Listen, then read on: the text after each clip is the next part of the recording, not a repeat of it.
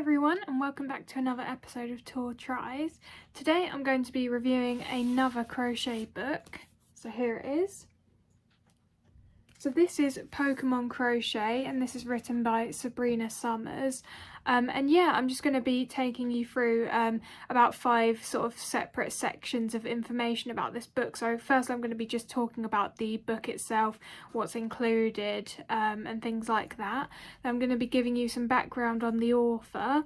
Then I'm going to be showing you what I've made so far from the book. I'm going to be telling you the things that I liked from the book, and then I'm also going to be telling you things I've learnt from the book, because whenever I do crochet patterns like this, because I create my own patterns as well, I try and use these patterns to help me learn some new ways of making my own patterns and things that I can take away from in the future to help improve my patterns as well. So yeah, if you're interested in finding out more about this book, then keep listening. In terms of where you can find this book, I did a little search. I bought it myself off Amazon, and I had a search and I saw that you could also buy it from Waterstones and the Book Depository as well in the UK. I'm not sure about other countries, but I'm sure that, you know, in most countries you can probably get it on Amazon. Then when it was published, so it was actually only just published in March 2021, I believe, so it's quite recently come out. I did actually pre-order the book because I didn't actually know about it. I just randomly saw it on Amazon when I was searching for something else, and I thought, oh, that looks interesting, because I really like Pokemon. So, and I've actually done a few Pokemon patterns myself, but I thought, you know what, you can never have too many. So yeah, I decided to pre-order it because it was a pretty decent price, and I'm very glad I did. So talking about the price, I got it for about £10, and I think when I looked on Amazon it's about £8.50 at the moment, which is really good value. I think on Waterstones it's selling for the actual full retail price, which is £15, but even at £15 it's still really good value as well. So yeah, I mean, I would definitely say that it is worth the money. Then in terms of the number of patterns in the book, there's 20, so as you can see that works out at about 50p per pattern, which is, like I say, amazing value. If you look on Etsy and you look at how much patterns sell for PDF patterns, usually, I don't know, like £5, depending on what the pattern is. But for example, I sell some of my patterns on Etsy for £3 each, and I found that that's actually towards the lower range for people that are selling similar patterns to the ones that I produce, which tend to be, you know, game characters like this, or cartoon characters or whatever. So, you know, this does work out to be very good value, as I mentioned. Then in terms of the level of difficulty of the patterns, there's actually 3 different difficulty levels. So there's beginner, there's easy, and then there's intermediate. So there's I think 5 beginner patterns, there's 8 easy patterns, and then there's 7 intermediate ones. So I'll go into this a bit more later, but I've done one from each of these categories, and I found that even the intermediate ones weren't really that hard. It was more that there was a few more parts to it and maybe a bit more sewing involved, whereas the easier ones tend to not have so many different parts that you're working on. But I mean, the actual stitches themselves are pretty easy on any of the patterns that I've done so far. It tends to just be single crochets, increases, decreases, slip stitches, chaining, you know, like very basic stitches. I haven't found anything particularly fancy or difficult so far. So yeah, this is definitely something that beginners can use, and you can start on the beginner patterns and work your way up to the intermediate ones, but also advanced crocheters like myself, you can buy this and still really enjoy it. Even the beginner ones, you know, they're easy patterns, but what they make in the end is really nice, and sometimes it's just so nice not to have to think about how to make a pattern yourself and just follow someone else's one who's already done all the thought process for you. So that's one thing that I really like about it. And yeah, that's pretty much all of the book information. So now I'm going to go on to information about the author herself. So I hadn't actually heard of Sabrina's name before, so I looked her up, and it seems like she lives in the Netherlands, which is pretty cool, and it seems like she's been crocheting since 2014, and I don't know when it became sort of her full-time job, but when I was looking, it seems like she's got 2 other books, Pocket, Amigurumi, and then another one which I think was in a different language. I think it translated to World of Amigurumi, but I'm not 100% sure on that. and yeah, she's got like over 150 patterns, and she sells individual patterns as well, and she's got her own website as well, so if you literally just look up her name, you can find all of that stuff. She's also on Instagram, so I'm following her now, and she's got about 4,500 followers. And yeah, I really like the style of other patterns that she does. I haven't tried any of her other patterns, but they all look quite nice, and I do like the simplicity of her patterns, but they're very effective. So yeah, I really like that about her. So yeah, that's basically all of the information about the author that I could find, and now I'll move on to showing you exactly what I've made. So as I mentioned, I've done one pattern from each difficulty level, and actually I've done 2 of the beginner patterns because I liked the book so much that I ended up making more than I was expecting. I was just going to do one from each level just to let you know sort of how I found it, but I actually ended up really enjoying it and making more than I expected. So from the beginner difficulty level, I made Pichu,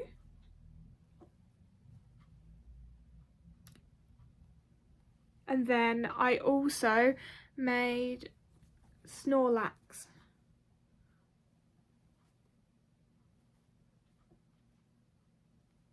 Then from the intermediate level, going on to the easy level next and then intermediate. So from the easy level I made Meowth.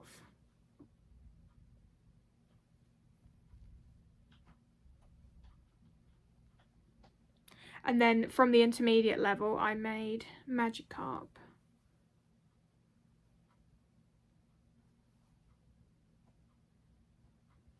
So yeah, I really love how they all turned out, to be honest. I think out of all of these, my favourite one is probably Snorlax, to be honest, but that might just be because I like Snorlax the most as an actual Pokemon. I really like Meowth. I think this is quite a clever pattern, to be honest, and not something that I would have really thought about making until I just saw it in the book, and I was like, oh yeah, that would actually be quite a nice one to make. But yeah, I really like all of them, to be honest, and it's worth pointing out that these come out for me a lot bigger than they might do for you, because I always tend to ignore the yarn and hook size recommendations in patterns, and I just do whatever I want. So I tend to always use Aran yarn and 4mm hook.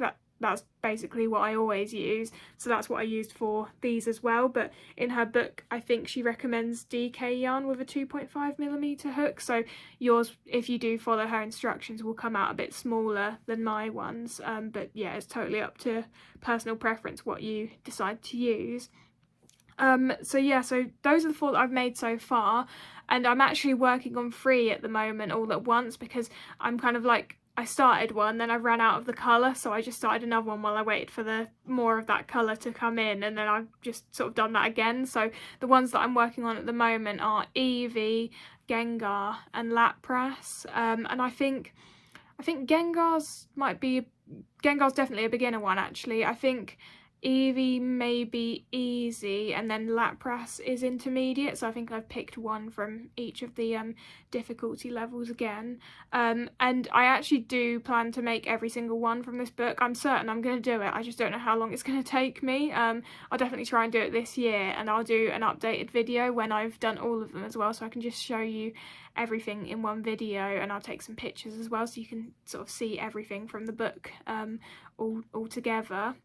And yeah, that's everything I've made so far. So yeah, I'm still working on making everything, and I'm still really excited to finish this book. So yeah, now I'll move on to the things that I specifically liked about the book. So the main things I liked about the book is, firstly, the instructions are very clear. Now, obviously I am an advanced level crocheter, so it's kind of not a good test for me to do the beginner patterns, because even if it wasn't completely clear, I could probably work out what to do anyway. But when I was reading through it, like, I did feel like someone that was a complete beginner would be able to understand everything that she was talking about. And I've also had a look at some of the Amazon reviews, and a lot of them do come from either complete beginners or like people that don't have very much crochet experience, and they've all been giving it like 5 stars and saying that they were able to follow it. So I do think that this is a beginner friendly book. Another thing I like is it tells you exactly how many grams of yarn you're going to be needing for each pattern, and it also tells you exactly which brand and colours she used. So if you're struggling to find a particular colour, which to be fair I've struggled sometimes to find the exact shade, but I usually manage to, you know, find it on some website. But you can use her recommendations as well. If you're, you know, in the market to buy some new yarn, you might as well just use what she recommends in the book, and then it should come out exactly like hers do in the picture. And I do like that, because not all patterns tell you exactly which yarn they used, and not all patterns tell you how much you need either. Now obviously when you're using different weight yarn and a different size hook, I always end up needing a bit more than what she says in the pattern, but as long as you sort of know that, then it doesn't really matter.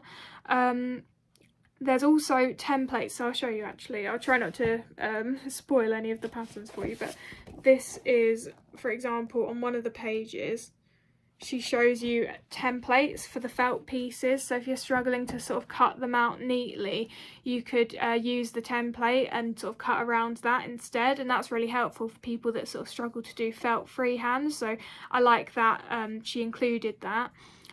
She also tells you in the sewing instructions exactly which rounds to sew each piece to, and again that's not necessarily included in every single pattern, so that's really helpful if you're the sort of person that struggles when it comes to the stage of sewing everything together. You can't quite work out where things should be sitting, or it just doesn't quite look right. If you just follow the way that she did it, then it should again come out exactly like how she shows you in the pictures. And then the final thing that I like is there's a lot of pictures included in this book. So she includes pictures of all the individual pieces, and then she also includes pictures of the finished product from a few different angles, which is helpful because for some of the patterns, for example on the Magikarp, you need to do some embroidery details, like using black embroidery thread, and it was useful to see like all the different angles so that I knew exactly how I needed to do that, because there's some at the bottom as well, you see. So yeah, that was helpful to have all of those pictures. Obviously you can just Google a picture of the Pokemon and kind of work it out yourself, but it's nice to see all of those pictures included. So yeah, next I'm going to move on to what I've learned from the patterns that I've done so far.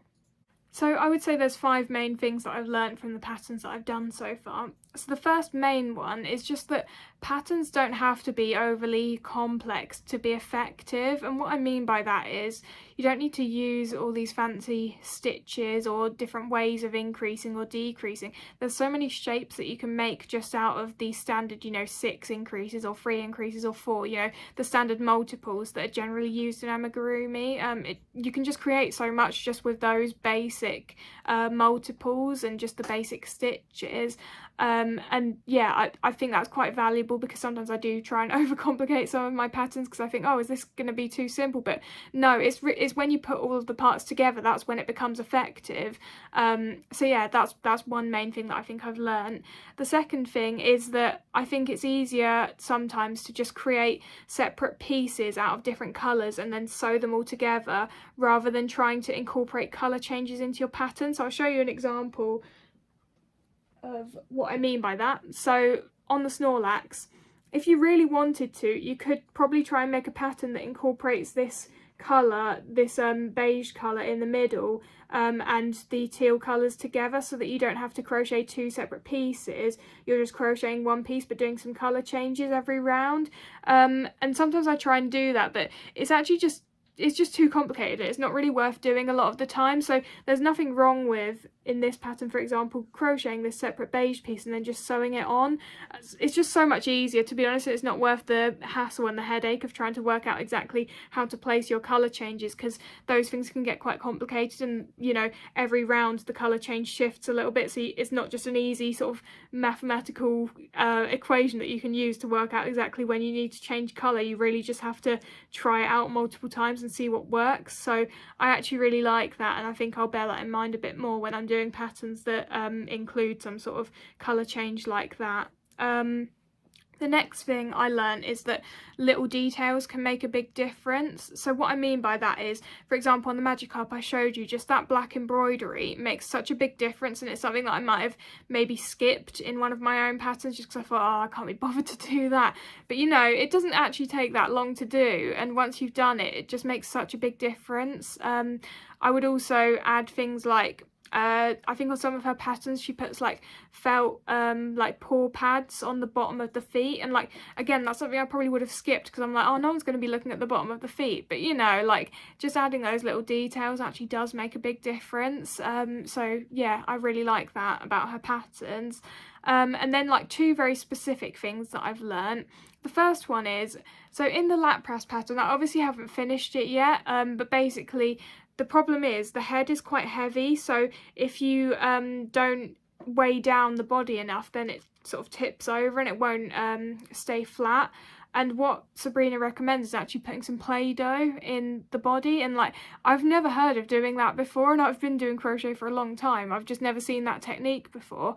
I didn't actually have any Play-Doh, but I just weighed it down with something else that I had, like I had just this weird like little ornament thing that was quite heavy. It was kind of like a paperweight, and I just whacked that in with some stuffing around it. And I mean, I haven't finished it yet, so I don't know if it's fully worked, but that's a really good idea and something I've never actually thought about before, just weighing down certain parts of your creations. So again, that's something that I'll bear in mind in the future for my patterns. And then the last one is using wire in your patterns. Now, I have done this before. One of my free patterns for, I think one of the Sushi Striker patterns I did has some wire in the tail to sort of make the tail stick out and not flop around. But I probably haven't used wire as much as I should have done in my creations, because it actually makes a massive difference, like for wings and tails and even just arms and legs, if you want to be able to move the arms and legs and keep them in a particular position. So it's not that I didn't know how to use wire in patterns before, but it's just reminding myself that actually it's a really effective technique and something that I probably should be using a bit more in my future patterns as well.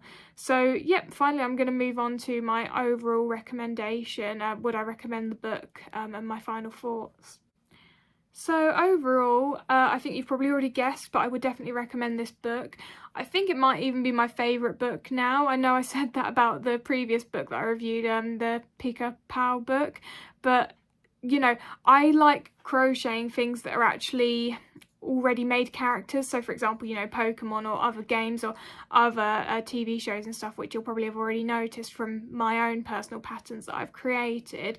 So as much as I love the characters in the Pika Pow book, I prefer the Pokemon ones, the familiar characters that I've sort of grown up with. So yeah, I would say that this has become my favourite crochet book, and like I say, I'm going to crochet everything in this book, and I'm going to make an updated video later on. As I mentioned, it's suitable for all levels, so that's really great. And yeah, advanced level crocheters can enjoy this just as much as beginners. So yeah, that's really good about the book.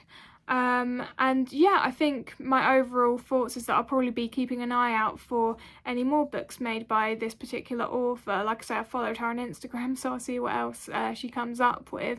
But I'm really impressed. I think it's great value for money. Like £10 for 20 patterns, you can't really complain about that, and they're all very high quality as well, from what I can see. So yeah, I would 100% recommend this book. So here it is again, if you want to see. The book itself is also very high quality feeling as well, just thought I'd mention that in case you care about things like that. But yeah, that's my review of the book. So I think that basically sums up this episode of Tor Tries. I'm not sure what I'm going to do in the next episode. I might do a free pattern or something, because I know I've done books for the last couple of episodes, so maybe I'll do something free. But yeah, I am working on a few patterns of my own at the moment as well, so keep your eyes peeled for further tutorials. And yeah, thank you for tuning in, and I'll see you next time.